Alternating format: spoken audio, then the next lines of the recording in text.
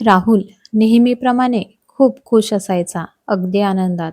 त्याचं आनंदाचं कारणही तसंच होतं. त्याची मैत्रीण श्वेता. श्वेता व राहुलचं एकमेकांवर फार प्रेम होतं. प्रेम, जिव्हाळा, काळजी आणि विश्वास हे जणू काही राहुलला श्वेता आयुष्यात आल्यानंतरच कळलं होतं. कारण राहुल लहानपणापासूनच एकटा होता. शाळेत, कॉलेजमध्ये कोणी मित्र नाही. लहानपणीच आई गेली. वडील कामात व्यस्त असल्याने त्याला प्रेम म्हणजे काय हे श्वेता आयुष्यात आल्यानंतरच कळलं होतं. श्वेता व राहुलची ओळख एका कॉलेजमध्ये कार्यक्रमादरम्यान झाली होती. त्या दोघांचे विचार अगदी मिळते जुळते होते. श्वेताही राहुलला नेहमी समजून घेत असे. त्या दोघांचे आयुष्य अगदी स्वर्गाहून सुंदर होते. दोघांनीही सोबत भविष्याची स्वप्न पाहिली होती. भविष्याची स्वप्न बघत रोज दोघं समुद्रकिनारी बसत. राहुलच्या आयुष्यात एकमेकांची सोबत व प्रेम याशिवाय काहीच नव्हते.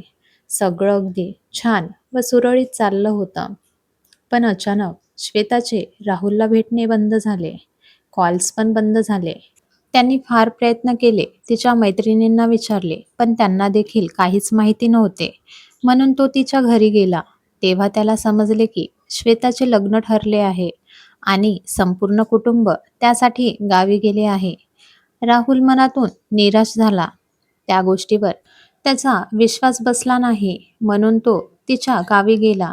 तिकडे गेल्यावर त्याला समजले की श्वेताचे खरंच लग्न झाले आहे. त्या क्षणी तो काहीच न बोलता निघून गेला. तो शरीराने जरी जिवंत असला तरी मनाने मेला होता. त्याचा प्रेम या गोष्टीवरून विश्वास उडून गेला होता. त्याच्या आयुष्यात आनंद घेऊन येणारे प्रेम आता त्याच्या दुःखाचं कारण होतं. म्हणून तो ठरवतो, आयुष्यात सगळं करेन, पण प्रेम कधीच करणार नाही. हळूहळू दिवस निघून जातात. राहुल आता थोडं थोडा सावरत असतो. त्याच्या आयुष्याची गाडी पूर्वपदावर येत असते. पण त्याच्या मनाच्या कोपऱ्यात कुठेतरी श्वेता व तिचं प्रेम हे असतंच. आणि प्रेम कधीच करायचं नाही ही भावना देखील. पुन्हा ते दुःख, वेदना, त्रास नको. एके दिवशी सकाळी राहुल मॉर्निंग वॉकला बागेत जातो आणि योगायोगाने त्याला तेथे श्वेता दिसते.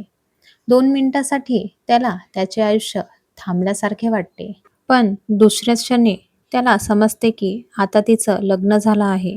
दोघे एकमेकांना बघतात. राहुल सरळ निघून जातो, पण श्वेता त्याला अडवते. राहुल म्हणतो, आता अडवून काय उपयोग? आपल्या दोघांचे मार्ग वेगळे आहेत. आपण न बोललेलंच बरं. मला पुन्हा वेदना नको आहेत. श्वेता म्हणते, वेदना तर मी पण सहन केल्या आहेत. कारण प्रेम मीही केलं होतं. राहुल विचारतो, मग का केलंस तू असं? श्वेता सांगते, काही गोष्टी आपल्या हातात नसतात. परिस्थिती, भाग्य व नियती यानुसार त्या बदलतात. आपल्याबद्दल घरी समजल्यावर माझ्या वडिलांची तब्येत बिघडली. त्यांना हृदयविकाराचा झटका आला. मला काय करावे ते सुचेना. आम्ही सर्व कुटुंब तणावात होतो. बाबांनी जर बरं व्हावं असं तुला वाटत असेल तर तुला आता आम्ही सांगू त्या मुलाशी लग्न करावं लागेल, असं मला आईने सांगितलं. मी मुलगी या कर्तव्यापुढे बंदिस्त होती. मनात नसतानाही मला लग्न करावं लागलं. मी आपल्या प्रेमाचा त्याग करून माझं मुलगी असण्याचं कर्तव्य पार पाडलं. सगळ्यांचा विरोध करून मी तुझ्याकडे आलेही असते. पण त्यात फक्त आपण दोघं सुखी राहिलो असतो. बाकीच्यांना दुःख देऊन फक्त आपणच सुखी राहणं हे तर नाही ना शिकवत प्रेम. राहुल म्हणाला, अगं पण माझं काय? श्वेता म्हणाली, राहुल, प्रेम तर आपलं नेहमीच आहे एकमेकांवर. फक्त आता मी तुझी प्रेयसी नाही, मैत्रीण आहे. प्रश्न फक्त दृष्टिकोनाचा आहे. आपण समजतो ज्याच्यावर प्रेम आहे त्याच्याशी लग्न झालंच पाहिजे. प्रेम ही खूप पवित्र भावना आहे. त्यासाठी लग्नाच्या बंधनात अडकण्याची गरज नाही.